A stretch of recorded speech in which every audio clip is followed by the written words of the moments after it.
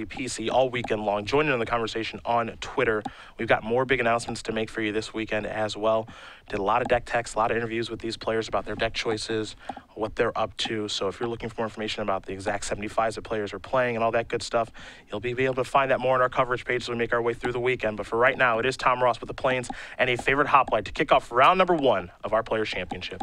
Tom, to me, is the most interesting person to follow in this tournament because more than anyone else in the room, he's the person saying, these are the 2 decks I'm playing. You know for almost certainly that he's playing this deck and more than likely Impact and Legacy. In a format that really rewards metagaming and being able to predict what people are playing, how much of a cost is this? Nelson with the Yavimaya Coast before passing the turn back over to Ross. You saw Ross lead off with a favorite hoplite off of a Flooded Strand. That's why he's at 19. He'll play a Temple of Enlightenment. It's time for Tom to scry. Top card, we'll see where it goes in just a second here. It is now the bottom card. Did not like what he saw. He'll follow this up with a copy of Defiant Strike. That'll trigger Heroic there on the hoplite. He'll get to cycle, draw a card, and come across here for 3 points of damage. Nelson going to go down to 17, draw an Evolving Wilds for the turn. Nelson does have a Polluted Delta and now a copy of Sylvan Caryatid, so the acceleration is here. And a problem for Brad right now is Tom is aware of what he's playing. He knows that Brad is likely very light on removal spells and can't play removal spells very efficiently right now anyway because his graveyard's not stocked and the other cards he could potentially have are 3 mana or more. So Tom's going to have free reign to really get something going. Well, Tom's going to attack here, and this is my favorite part about Tom's game. You don't know if this is a real attack, if he has nothing, is it a bluff? What is it? Looks like right now it's just attack for 2 points of damage. Brad with no interest in blocking, a Seeker of the Way, and a simple passing of the turn. Nelson going to draw a card. You can see Corsair Crewfix with Varabos in his hand. Picked up a copy of Yavimaya Coast. Murderous Cut in the grip as well. Looks like a pretty good interactive hand here for Brad. Well, one of the priorities has to be getting his graveyard stocked where he can play Murderous Cut very cheap and try to set up a spot where he can block and play Murderous Cut to play over the top of whatever tricks Tom has. Does have a Satyr Wayfinder in hand. He's going to tap 3 mana. Looks like he's going to take 1 to play a Corsair of Crewfix. That's going to come into play. Top card's a copy of Sylvan Caryatid. Evolving Wild's going to come down. Nelson will gain a life due to the Corsair trigger. You have to imagine he'll be sacrificing that Evolving Wilds at some point to make sure he doesn't draw that Sylvan Caryatid. We're going to go back Ross's way with a 2/3 favorite hoplite and 2/2 Seeker of the Way, but both those creatures, of course, can get much bigger very quickly as Ross does draw his card for the turn. Looks like he picked up a copy of Ordeal of Thassa. And you can see why blocking is so problematic against White-Blue Heroic. The creatures just grow so large, and even if they aren't that big, there's so many tricks inside of combat where blocking is never a good proposition, even if it looks like you're the one favored. Ross, his turn's always interesting to watch as he kind of goes through the permutations of what he can do, and then when he finally figures out what he wants to do, he moves very quickly. It's not just about what he wants to do, but also what he wants to bluff.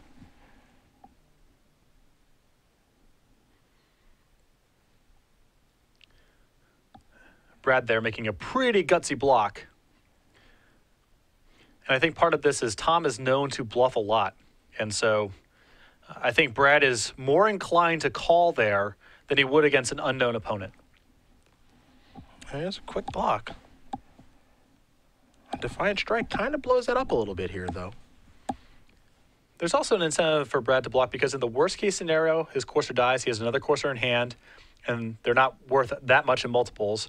And it's another card in the graveyard to try to get to a spot where Murderous Cut becomes efficient. Now you saw Brad block there and then sacrifices Evolving Wilds. Going to get his life, obviously, and then reveal Thoughtseize. Then his Corsair's going to die, but knowing that Thoughtseize is coming provides both players with information. Brad knows that's his draw for the turn, and Tom also knows that now too. And that might cause Tom to say, you know what, I'm going to deploy something that I wouldn't otherwise, but he will just pass the turn back right now. It's a lot of information. Also, that Thoughtseize allows Brad now to get to 4 cards in his graveyard, so the Murderous Cut is as efficient as possible. So a turn of, say, Thoughtseize Corsair with a black mana up is available to Brad. Not a bad turn at all. Not a shabby turn. Still may not be enough to get him out of this. He's definitely behind right now, and Tom has a lot of cards in hand. Nelson. Tapping 3 mana. Looks like it may be Corsair time, and it is. Top card here is a Temple of Melody. That one's pretty big. Brad really kind of needed a land here. Does have a Yavimaya Coast in hand, but maybe another source of black mana would help, and Temples are always nice. And the way that he tapped to prevent himself from taking a point of damage, it does leave the Thoughtseize plus Murderous Cut play off the table. Sidisi looks like it's going to stay on top, and now here is Thoughtseize. So Nelson's going to go down to 12. The hand for Ross. Another copy of Defiant Strike. That's his third of the game, along with an Ordeal of Thassa, a God's Willing, and a copy of Feat of Resistance. So a pretty good hand here. This is tough. The Ordeal of Thassa is online next turn, so that's the most powerful card in the abstract. But the Defiant Strike will make blocking very challenging, and the God's Willing and Feat of Resistance makes trying to use removal spells very tough as well. So a really tough hand for Brad here. What to select is actually pretty tough. I'm not entirely sure what you're supposed to take in this situation. Brad obviously going to take a look at his hand and knows he's got a Sidisi coming as his draw step next turn, but also has to be wary of just all the things that Tom can do. I don't think that he can strip Tom of a protection effect because he has 2. And Ordeal of Thassa is just the most powerful card in the abstract. I suppose the big question for Nelson here is, do I think I can beat 2 protection effects? Might have to take 1, as he might feel I can't beat 2 of them. It's true, though you're giving Tom 2 clean looks next turn if you don't take the Ordeal. Absolutely. So it's just a tough hand for Brad. I imagine when Thoughtseizing Tom, this is not what Brad wants to see staring back at him. No, 2 protection effects plus Ordeal of Thassa is really tough.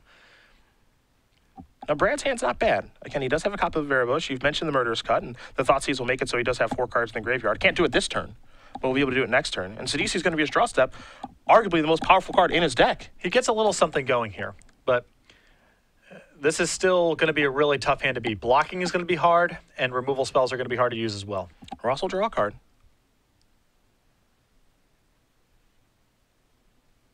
Battle-Wise Hoplite's what he's found. You do wonder how much that changes the equation. Though he is, I wouldn't say solidly ahead. I would say that he's a little ahead right now and can continue to push at advantage. But again, with Sidisi on top of the deck for Nelson as his draw step next turn, and we know about the Murderous Cut, things could change very quickly. He does get the opportunity to shift things around a little bit. If he can get out of this turn without too much harm being done, having good blockers plus the ability to play Murderous Cut in the same spot is where Brad needs to try to direct the game towards.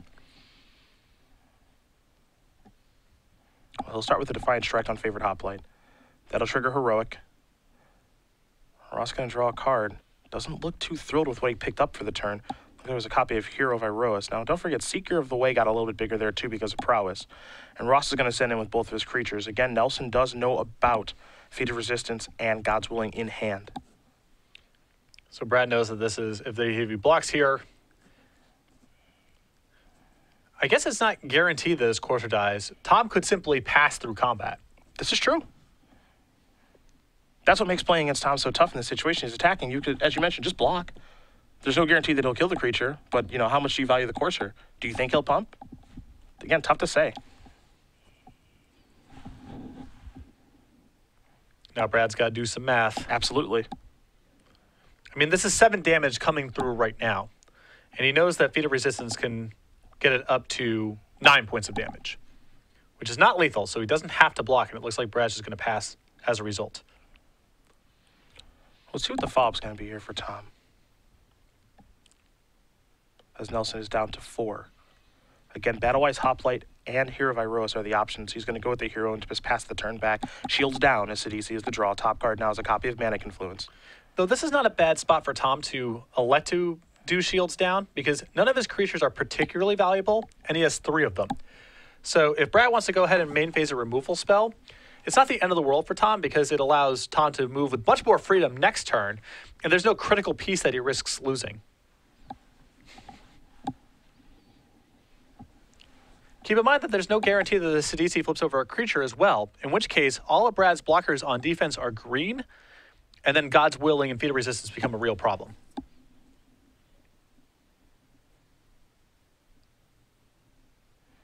This is going to be a tough turn here for Nelson. You have to imagine this one's going to take a little while.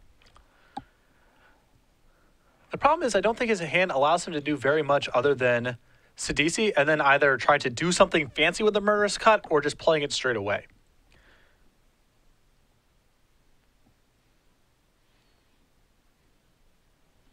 Because Whip of Erebos is a non-starter. That one's off the table. That's not going to be something he's casting this turn. I can't imagine. The Wayfinder does very little except give Brad the opportunity to set up Whip of Erebos down the line, but that feels too risky to me. Doesn't seem like that's what the game's about right now. No, if he gets to a point where he can start whipping things back, you have to imagine Nelson's already won that game. But we're not at that point, and truth be told, I don't think Tom ever wants to get to that point. And the easiest way for Brad to do that is through Sidisi anyway. Mm-hmm. You know, that's going to incidentally get something good in the graveyard, most likely. If not this turn, then somewhere down the line. These are two players that, you know, they like to bluff. They like to get into the head of their opponents, make them maybe outthink themselves. And they're such good friends that you have to imagine they know that about each other. I think that's part of the reason that Brad initially blocked with the Corsair earlier, because he just knows it's in Tom's range to be firing in with a 2-2 into a 2-4 with nothing. Yep. Top card's a Murderous Cut. Brad's going to have to turn that over. A couple of cards here as well. Sidisi is one of them. Top card now for Corsair is a Satyr Wayfinder Sidisi trigger. There's your zombie token. And this is important, too, because of God's Willing and Feeder Resistant. It's really nice to have different colored creatures out there. Yes. Green and black now. As Ross will draw a card, Nelson with Murderous Cut at the ready. Now to pay a little bit of life for it because there's a Manic Influence out there, and that 1 damage may matter quite a bit, but we'll see how things do go here. As Ross is drawing his card and figuring out what he wants to do on this turn of the game. The other issue is that Tom can easily have a hand powerful enough that even if Brad just blocks straight up, Tom gets a lot of value, potentially just killing creatures inside of combat. Brad has blockers, yes, but it's not clear they're equipped to block the creatures that Tom has. And I suppose we will find out. Red zone. Let's see how Nelson wants to block him. As there is quite obviously some blocking to be done. Yes. Keep in mind, Brad's still aware of the protection effects in Tom's hand. So he knows that the Murderous Cut is unlikely to successfully resolve, but he can do it to at least finagle some of Tom's tricks. Maybe squeeze both combat tricks out of him. Not clear where that gets him long term, but he's got to start somewhere. You got a zombie token on Hero of Iroas to start. Corsair. Well, let's back it up a little bit. The blocking here is so hard. You know, do you cut before combat? Probably not. But the blocking here is so difficult.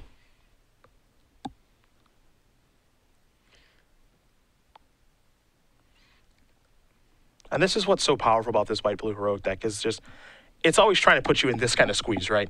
This is what it wants to do. It wants to, you know, leave you off balance, make blocking difficult,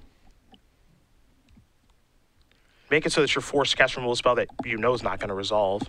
Even on a relatively cluttered board, playing against a 1-mana removal spell, Tom can pretty easily attack.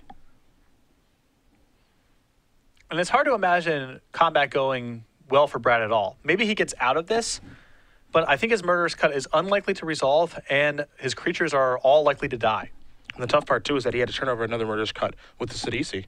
He didn't have the option of just saying go, because the only thing he could have done besides play Sidisi was play Whip of Erebos, and he likely dies if that's his play. Mm-hmm. So losing a Murderous Cut there is pretty tough. And I don't think Tom is going to get sloppy about playing into Murderous Cut right now. He's aware of it as a possibility. There's Feeder Resistance. It's going to target the favorite Hoplite. That'll also set off the Prowess effect for Seeker of the Way. Now here, Iroas, that's still going to be a 2-2. Favorite Hoplite, of course, Heroic Trigger. Elevator's going to go up. Yeah, this is the path that Tom can take now, is pumping the hero and the Hoplite and allow the Seeker to just incidentally take care of Sidisi. Yep, so you mentioned a bunch of stuff's going to get cleared away. Sidisi's going to go away. Corsair, Zombie Token, all gone. Seeker of the Way trades with Sidisi. Hero of Iroas trades with the Zombie Token. Ross left with a large favorite Hoplite, a Battle-Wise Hoplite in hand, and we can't forget about the copy of God's Willing. If you're Nelson, though, it doesn't feel like the worst turn. No, you were probably worried the most about Tom incidentally having a second spell that would have allowed the Seeker to survive. Yeah. But it did not appear that Tom could do that without giving up on the God's Willing, which he wants to use to protect against a Murderous Cut. And for Brad, you also got to be thrilled, too, because he didn't have to cast Murderous Cut that turn. He still got that in the holster. Brad going to take a copy of Opulent Palace here off of the Satyr Wayfinder. You see his hand, again, Whip of Erebos. Another copy of Satyr Wayfinder, Yavimaya Coast, the Palace he just picked up. And we can't forget about that Murderous Cut, probably the most important card in his hand. Yavimaya Coast wants to come into play, and it will. Let's see what he's going to add to the table now. This might be the best window to do exactly that. He still gets the protection. Tom needs 2 protection effects, basically. He needs something to give Pro Green to get past the Wayfinder, and then something to survive the Murderous Cut. It's asking a lot. Things do get interesting if Tom picks up a card like Aqueous Form for the turn. Forces Brad's hand. So there are some unique ways for him to get out of it. Yeah, there's other draws, but basically he needs something to ignore the blocker and still protect against a Murderous Cut. So Whip of Erebos is down. You see Ross immediately grab the graveyard and say, okay, what's down there? I know this is a DC down there. Is there something like a Hornet Queen? And the answer, I believe, is not just yet, as we are being informed right now that Jim Davis did win game number 1 here over Brian Braun to win. Jim playing blue-white control, much like he did at the Invitational. Has Temple of Enlightenment going to come down? Top card going to stay on top. That's always a scary feeling. But Brad does have the possibility to block for a very long time. Next turn he can get back this to DC. If that generates a token, that's another blocker. It's another opportunity for him to mill himself over. That might get him something like Hornet Queen. He's still on a tightrope right now, but his graveyard does give him the tools to block for a while. This assumes that Tom allows him to block. A heavy assumption. Yes, that is assuming a lot. Now, what's interesting here is that Tom doesn't know, okay, how many Murderous Cuts do I actually have to play around? This deck could range anywhere from, what, 2 to 4? Yep. Some of these lists only play 1 or 2. Yeah. You know? But I think that because Brad's graveyard is not that threatening right now, I don't know if Tom needs to make a very aggressive move. If he was facing something very dangerous in Brad's graveyard, that could be a sign to throw caution to the wind. But because that's not the case right now, I think Tom can take a more conservative approach. That's exactly what he does. Favorite Hoplite's just going to come in. Satyr Wayfinder can't block fast enough. Nelson going to go up to 6 from the lifelink due to the Whip of Erebos. Battlewise Hoplite will come down in the second main phase, and we're going to head back Nelson's way. Nelson barely keeping his head above water. He's tapping mana immediately. Let's see what he's going to do here. It's going to be an activation Whip of Erebos. That's going to go reaching in the graveyard, and that's going to find a Sidisi. A lot of pressure on this to find a creature. And it does. A copy of Doomweight Giant. Also a Thoughtseize and a Temple turned over there. But the zombie's going to come in. And we know that Nelson does have a copy of Satyr Wayfinder. So he can actually do this again. And he will.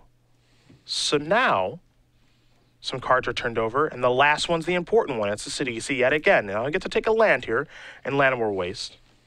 That'll trigger Sidisi again. Another zombie token going to come into play.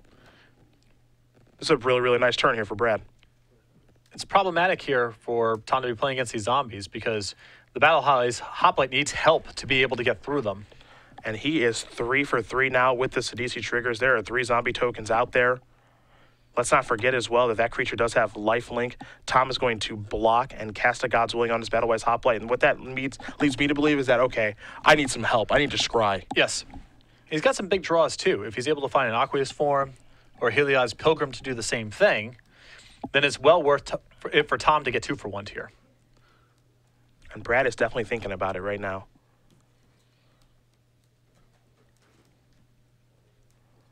But what a big turn there for Nelson. You can see some of the appeal of playing the Sultai version of this deck as opposed to playing the Abzan version. That's the kind of turn that you can have when you have Sidisi in your deck. Sidisi does allow for some things that, say, Siege Rhino cannot. And this sea of blockers is really important for Brad. So it's not a cosmetic change. Not only blockers, but potential attackers and lifelinkers to get that life total high. Now there is a Heliod's Pilgrim. And that's going to resolve. Ross is going to go searching. What he's going to go searching for, I think, is the interesting part. Ordeal of Thassa is an option. Aqueous Form an option. Stratus Walk as well. Now the question is does Tom even respect the possibility of Murderous Cut? Because Brad showed a lot of patience. That was not a bad spot to Murderous Cut something away. Brad has left it up for so long. And if you think that the shields are down here, you can just go for the win. And he does think the shields are down, so Tom is going to cast an Aqueous Form on the favorite Hoplite. But Nelson has been extremely patient with the Murderous Cut. Now he's finally going to cast it. That's a little 2-for-1 action right there. It's a real beating, as that's Tom's kind of trump in this situation. He only has one copy of Aqueous Form in his deck, as he oftentimes does. It gets blown up by Murderous Cut. Now Nelson is really beginning to turn the corner. And he's going to be getting a lot of life here. His draw steps from here just are much better than Tom's. And we can't forget, he's turned over some DCs with those Satyr Wayfinders. So what he did last turn, he can do again this turn, and he's already reaching for mana. And what this deck kind of does when it gets into this stage of the game is it says, okay, I've got 4 mana. Let's hit the whip again. Let's bring something back and really, just snowball into a huge advantage. I don't mind Tom going for it last turn because things are only getting worse. So you just got to hope at a certain point. But Brad really got rewarded for the patience he showed. Going to turn over 3 cards. There is a Sylvan Caryatid among them. And wow, Brad is going to go reaching for all these creatures. It looks like it's time to send them all into the red zone. Maybe Satyr Wayfinder hangs back, but he wants to get a bunch of life this turn. He'll trigger Sidisi yet again. 3 cards will get turned over. No creature that time, though picking up the information that Brad does have Salty Charm in his deck. And I don't think it's worth attacking with the Wayfinder. Brad also does not do it just because it gets eaten up by the Heliod's Pilgrim, and that Pilgrim has nowhere else to block. Yes, this Hoplite gets eaten as a zombie for free, but Brad just gets to deal so much damage and gain so much life that it's worth throwing one of them away. Now, of course, this is a stage of the game that Tom Ross does not want to be in, though he does have his ability to work his way back into a game like this. Right now, I imagine it all starts with Ordeal of Thassa. That's got to be the draw step here, or some way to get it online. Because Tom just draw step for draw step is so far behind Brad in terms of raw power. Also, Brad's got a Whip of Erebos in play, which is its own problem. Well, Tom's going to slide some mana around. Didn't get a great look at what he drew for the turn. Doesn't look like much as he just does pass the turn back over to his good friend Nelson. You see Nelson's hand. Nothing much going on there. Though we did just pick up Murderous Cut. That's a big one. That is probably the best draw step Brad can have here.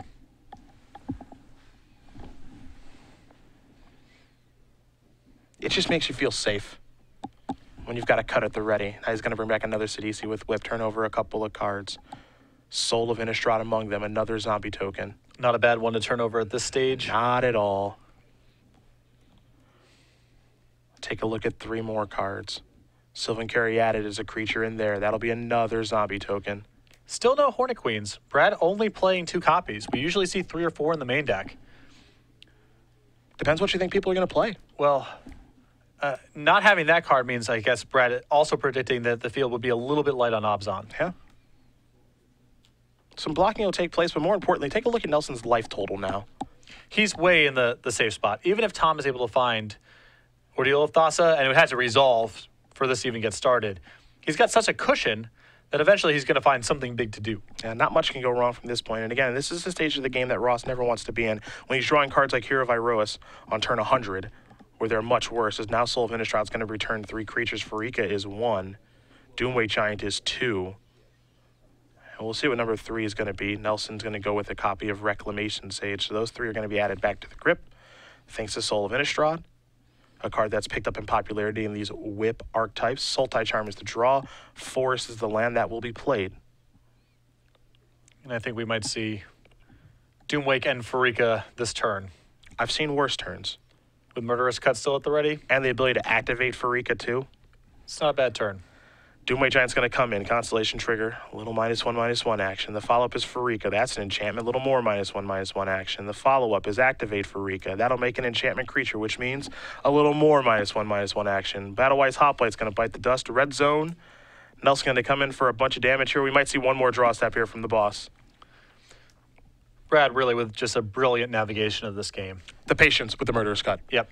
I think that's a lot of players there would have just snapped off the Murderous Cut. I think the fact that Tom scried and left on the top gave Brad the information that Tom was likely going to draw something good enough to allow him to go for the kill the following turn. That's exactly what happened, and now Brad Nelson up a game. It's time to turn our attention to the sideboard here. You see Ross is going right into the box. We will take a look at his 2 copies of Laguna Band Trailblazer, an Aqueous Form, a Mortal Obstinacy, a Ordeal of Heliod, and a Johnny's Presence, a Dig Through Time this weekend, and a race, 3 copies of Stubborn Denial, a Triton Tactics, 2 copies of Glare of Heresy, and a Treasure Cruise. What do we like and why? I like the card advantage spells because the game's likely to go on for a pretty long time, so I like having access to the Treasure Cruise and the Dig Through Time. I like having a second copy of Aqueous Form as well because this deck is so good at blocking. 1 copy of a Johnny's Presence, nice against a deck that's likely to be packing Destroy Removal as its main form of interaction. On the other side of things, you have Nelson's sideboard in front of you. A Reclamation Sage, 3 Bile Blights, 3 Disdainful Strokes, 2 Heroes Downfall, 3 copy of Ashiok, 2 copies of Kiora, the Crashing Wave, 1 Drown in Sorrow. So I really like the 3 Bile Blights. I think the 2 Heroes Downfalls are a little bit less efficient, but still very valuable to have. Just more removal is very good for Brad. 1 copy of Drown in Sorrow. And I think the 2 copies of Kiora are reasonable in this matchup as well. Tom's deck is all about creating one really big monster, and Kiora just plussing on his one big target could be really good. Probably not enough to win the game on its own, but when supplemented by a lot of cheap removal spells, could be a good mixture. I like that card for this tournament. A lot of white-blue heroic, as we mentioned before, and I think Kiora, supplemented by removal, is a good game plan against them. Not a card we've seen a lot of, that's for sure. That was the card where, when we rotated out, what I predicted to be a card that saw very little play, where there was going to be an uptick, Kiora was near the top of the list. That has not come to fruition yet, but I think for this tournament, a very good choice if you're worried about blue-white heroic. Well, this is the culmination of 2014, but as most do know, Season 1 for 2015 has already been announced, and we're going to see a lot of each other starting in Columbus. Remember, this is with the change to the Open Series becoming 2-day events, so there's going to be a main tournament followed up by IQs of the other 2 formats all these weekends. So we're going to have a Standard Open in Columbus, Legacy in Philly. 2 weekends later, Standard in DC, Legacy in Indianapolis to close out January. The Open Series will be going to Houston for the first time in February. Remember, Pro Tour weekend, we have regionals, so stay tuned to that. The weekend after Philadelphia, we'll be going to Los Angeles, Baltimore for our first ever Modern Open Series at the end of February, a Standard Grand Prix in Miami. Make sure to stay tuned to MagicGP.com for more information as we get closer to that event. Then a Standard Open in Dallas, and then the Season 1 Invitational in Richmond. Not too far from here. I've already got this memorized. Yeah, you're to the point now you don't even need. I don't even need the slides. You don't need the graphics. You need nothing. Well, to be fair, you're working all of them. I am working literally every one of these shows, yes. Yeah. So I suppose you should know where they are and prepare for a lot of travel. That is Season 1 of the Open Series. As Patrick did mention, 2-day Open Series events now, $20,000. Our first one was last weekend when we were in Seattle, Washington, won by Eric English. So congratulations to him on his big win last weekend. Very good turnout for that event. A lot of excitement in the room. And the Legacy and Modern IQ also well attended. Yeah. A lot of matches to be played next year. We hope you guys can join us for any of those dates as we do get prepared here for game number 2 between Tom Ross and Brad Nelson. They are in Group B. You can find out more about what groups the players are in at StarCityGames.com at our Players Championship page as we make our way through our first handful of rounds here in our group play. And as you mentioned before, we are going to have no duds. I mean, every Zero. feature match. 0 duds. I mean, if this is how we're going to kick things off, me oh my. White Blue Heroic, Salter Reanimator, Tom Ross, Brad Nelson. 2 extremely skilled Magic players as they demonstrated in that previous game. Ross will be on the play here. Be interesting to see how he does sideboards. He will take a mulligan, something he's not afraid to do with this deck. We've seen him win on 6 and 5-card hands before, and it looks like Nelson's going to go back to the well as well. The deck can get very polarized opening hands. You have a lot of hands that go nowhere, and it's important to mulligan, because until you get something in play and something to put it on, you're not doing very much.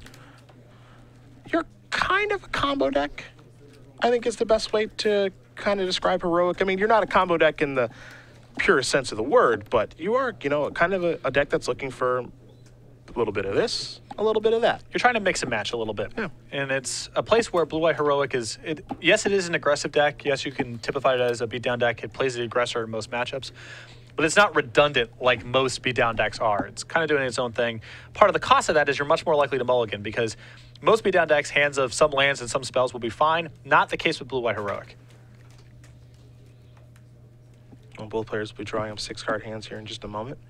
And we'll see what they're able to find as Nelson is able to win game number 1 due to his patience with that murderous cut. Again, he's got a decent amount of those in his deck this particular weekend. Ross going to look at his 6-card hand. Nelson's doesn't look bad, but we'll start things off with a Laguna Band Trailblazer, excuse me. I thought it may be a favorite hoplite yet again, but it's the 0-4 instead.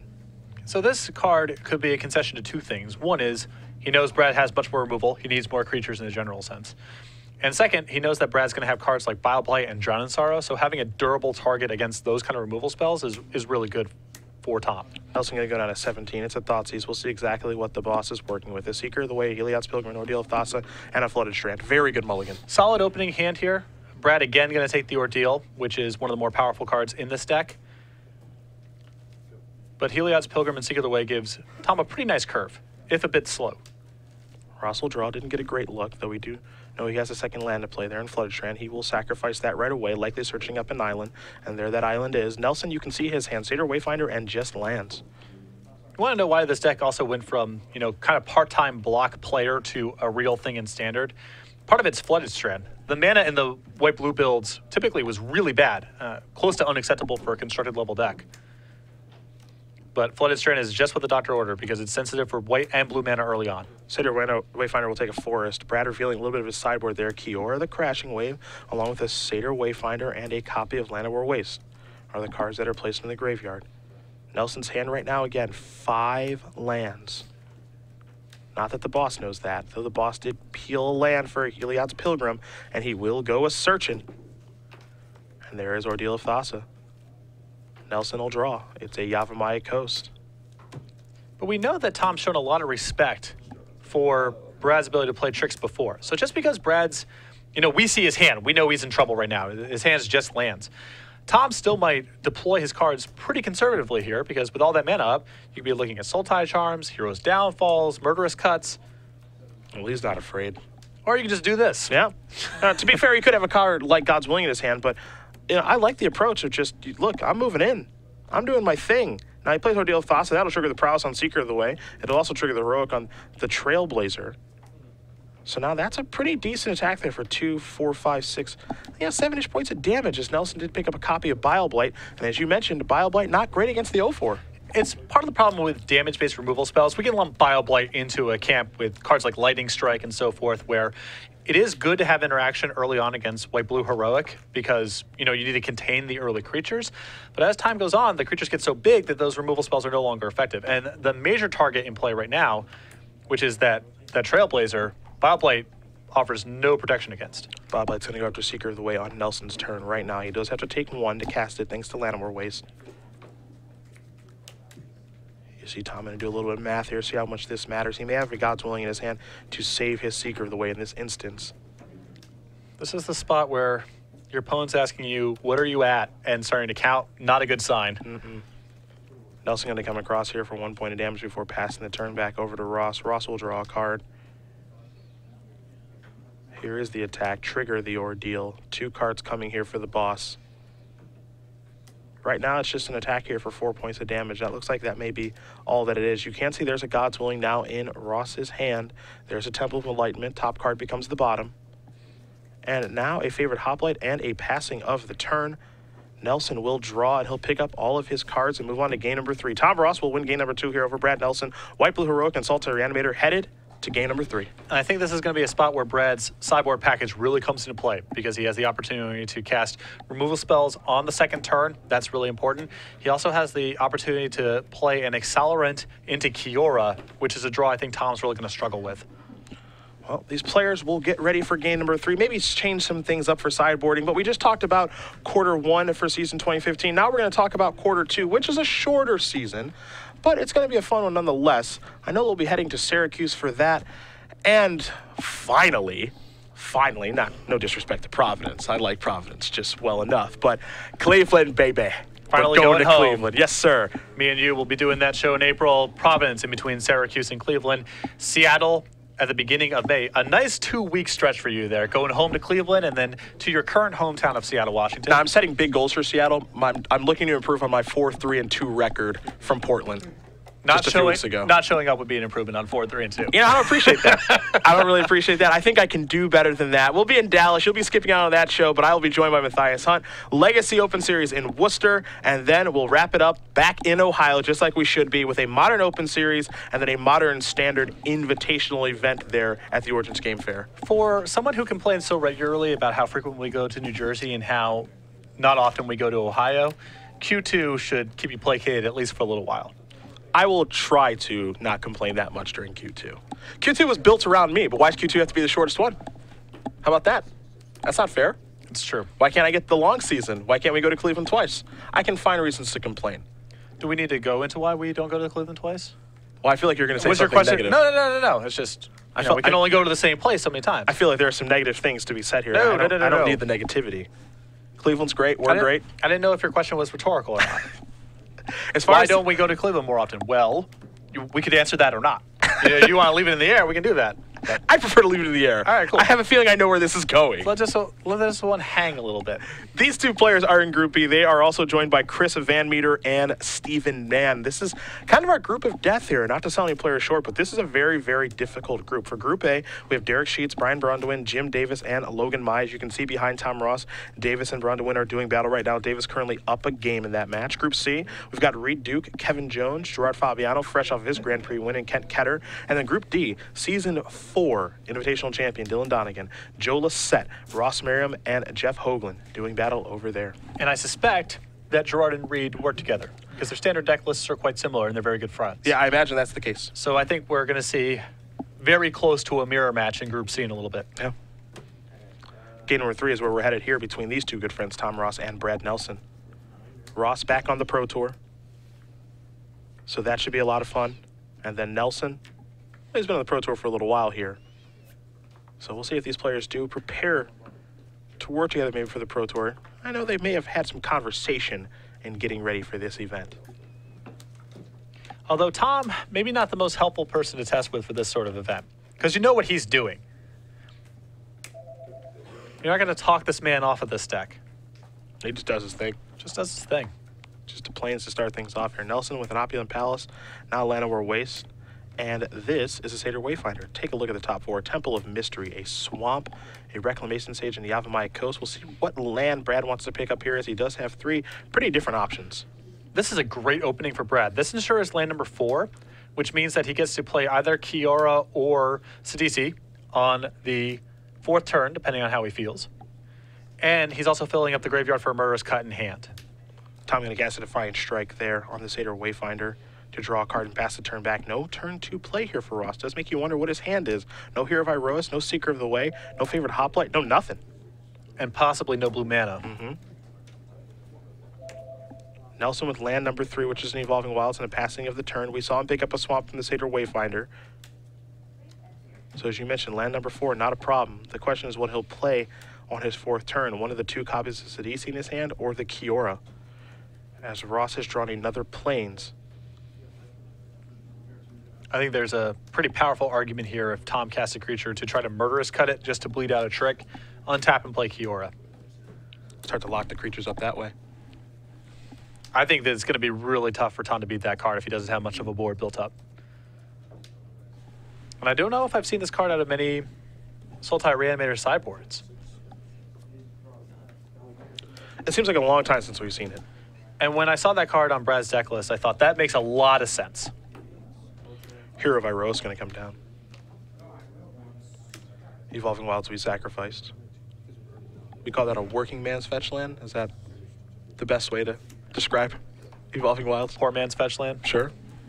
Working man's blue collar fetch land. It gets the job done. Quick update for you guys on our backup match. Hopefully we'll have time to jump that way. Brian Brondewin and Jim Davis heading into game number 3. This is a Sidisi. Take a look at the top 3 cards. It's a Doomway Giant, another Sidisi. Zombie Token's going to join it. We're going back to the boss. The boss will draw. Does have a copy of Mana Confluence in hand, so blue mana doesn't look to be the issue. And Brad's setting up just a really powerful game plan here. He's building up a wall of blockers. He's saying, Tom, to get through this, you're going to have to play a lot of enchantments.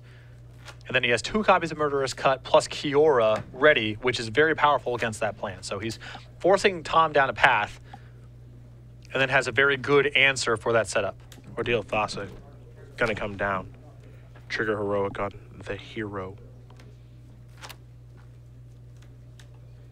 See what the follow-up's going to be. Mortal Obstinacy. That'll trigger the Ordeal. 2 cards coming. Just a little piece of enchantment removal so we can handle things like Whip of Erebos. A quick jump block there for Nelson. 4 creatures in the graveyard, never a bad thing for this deck. Ross maybe considering deploying a threat, and he will. It's the Laguna Band Trailblazer. And a passing of the turn over to Nelson. Nelson will draw a copy of Sylvan Caryatid. That one not all that important right now. But Brad is just doing some really powerful stuff right now. You have to imagine he's happy with where he's at this point. I mean, potentially he could attack with DC this turn, make another token, play QR with a mana up, and Murderous Cut. No token this go around, just 3 lands turned over. The Trailblazer going to get in front of the zombie token. 3 damage will come across. Yeah, it's a pretty good turn regardless here for Nelson. Though not flipping over the token is a bit rough, just because Tom could potentially get the Trailblazer into a spot that it can take down Kiora. I think if Brad had generated a token there, he would have been way ahead. Here is Kiora.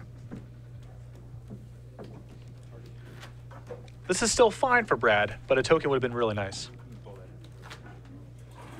Kiora will tick up until next turn. Prevent all damage that would be dealt to and dealt by target permanent and opponent controls. Low loyalty on this one, but a good card nonetheless. Now, Brad could have potentially hedged against this outcome last turn a little bit by not attacking with the zombie token. He doesn't deal any damage in that world, but it does give him some protection against missing with the CDC trigger. Ordeal of Thassa on the Trailblazer.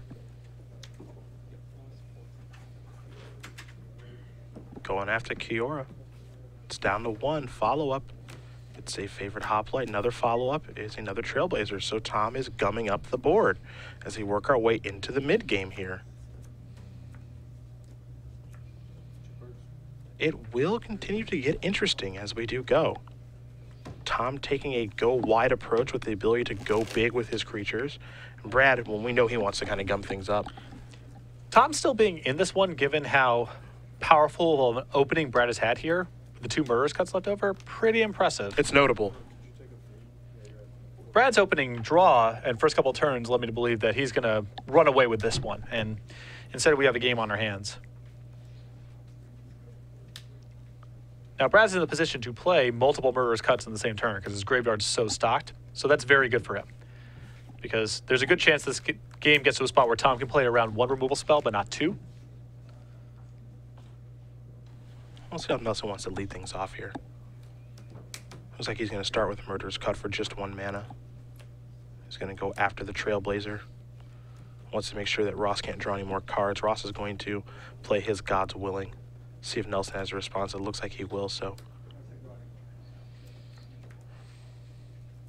Perhaps it's time for another Murderous Cut here. Looks like it's going to be the 2 mana version. Quick update for you guys on one of our first results of the day. Logan Mize, the player from Florida, does defeat Derek Sheets 2-1. Both of those players in Group A. So congratulations to Logan Mize taking down our Season 1 Invitational champion, Derek Sheets. Gets his day off to a nice start, as Murderous Cut number 2 will take care of the Trailblazer that did have Ordeal of Thassa on it. Now, this would be a really good spot for Tom to have one of his card drawers, which I thought would be a factor post-board. Can't cast Take Through Time currently, but if he can find Treasure Cruise, that would be great. Siddiq is going to make another zombie token here. There is a Sylvan Caryatid. And a passing of the turn, as we've just been informed that Ross Merriam does win his match over Dylan Donegan. So for Group D, the group with Donegan, Lisette Merriam, and Jeff Hoagland. Merriam off to a nice start.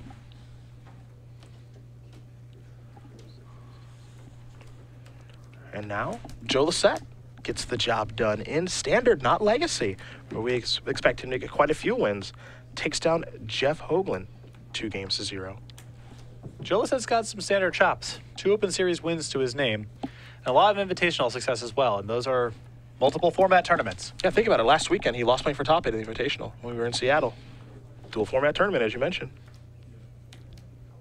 I think that for all the respect that Joe gets in Legacy, he's perhaps the most underrated Standard player that we have on the Open Series. And that's just kind of an effect of his success in Legacy. The boss did Treasure Cruise and play Hero of Iroas before passing the turn back, but Nelson's doing a nice job of gumming things up here as he draws a copy of Hornet Queen. And is that 7 mana exactly with the land in hand? I think that's almost how you draw it up. Kiora is a nightmare for Tom. It's bad news. It's really bad news. And it's funny because it's just a card we haven't seen very much of. You know? With how powerful this card was and upon its release, and I was excited about it. A lot of the Magic community was to see that card come out, and just hasn't done a ton. But this is a great spot for it, that's for sure. In this matchup against White Blue Heroic, there are just some cards that Heroic has a lot of problems with. They try to build one monster, and Kiora is really good against one monster.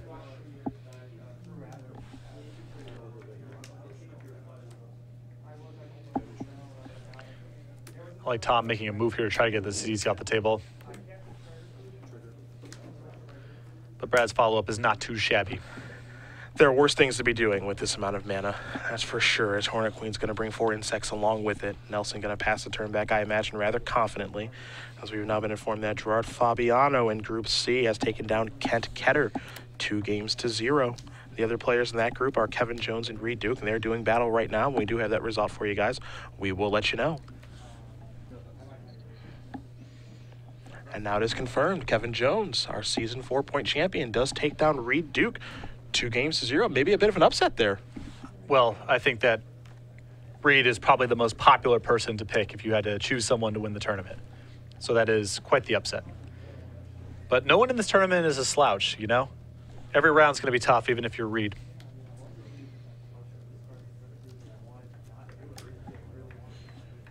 If you're the boss, how do you work your way out of this one? I don't know if there's much of a path. I think...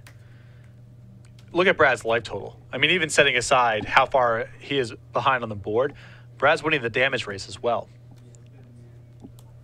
Yeah, he is pretty far ahead. Boy, God's willing here. And this is just trying to fizzle a Kiora trigger. This is not even stopping a removal spell. Yeah, he's going to go with pro-green here. Leave the card on top. Hornet Queen and friends will come on in the air. Now, one card that Tom does have in his hand, oddly enough, is his Dig Through Time, though he doesn't have a second blue mana to cast it. We've seen him play 2 copies of Treasure Cruise in the sideboard before, but now he's going with the split on the Delve cards, as Nelson's going to turn over 3 cards from Sidisi. No creatures there. Thoughtseize and a Hero's Downfall among the cards. Also Whip of Erebos, and just a passing of the turn over to Ross. Even if Tom gets something going this turn, he's facing a lethal on the way back, so his only real out is if he has Ordeal of Heliod, which I would assume is one of the first cards to get sided out in this matchup. Doesn't seem like that great of one. The game is more about what's going on the board. It's not really about life totals. And if Tom makes a move to attack with any of his creatures, well, he's down a blocker on the way back, and Brad still has 3 zombies.